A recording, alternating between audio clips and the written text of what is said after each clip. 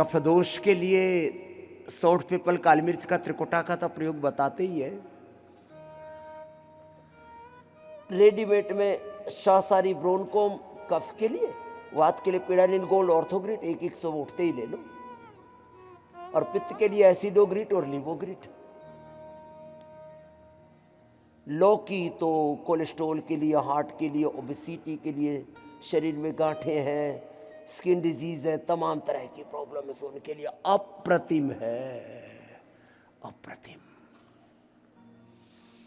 लौकी और जौ का प्रयोग करा के बड़े से बड़े प्रोस्टेट कैंसर, किडनी की प्रॉब्लम और पूरी बॉडी में को डिटॉक्स करने के लिए इससे बेहतर कुछ भी नहीं है लौकी। ऐसे ही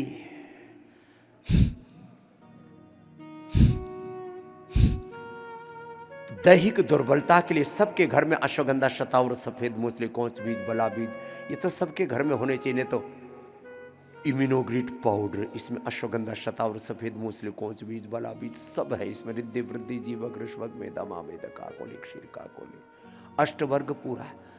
इम्यूनोग्रिट पाउडर, अश्वगंधा, शतावरी, सफेद मूसली, इम्यूनोग्रिट वटी, इम्यूनोग्रिट गोल्ड, ये तो अप्रतिम है। Curcumin gold, Nutrela daily active, इसमें रोज इनके बारे में बात करता हूँ।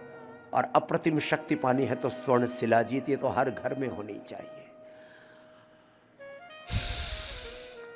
पवन मुक्तासन, उत्तान पादासन, नौकासन,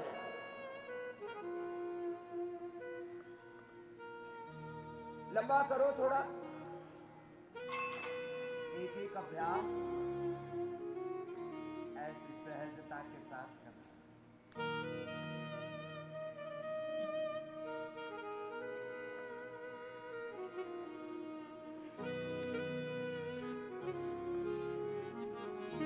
एक एक अभ्यास में ऐसे ठहरना पड़ता है। स्थिर सुखमासनम प्रयत्न शैथिल्य अनंत समापत्तिभ्याम,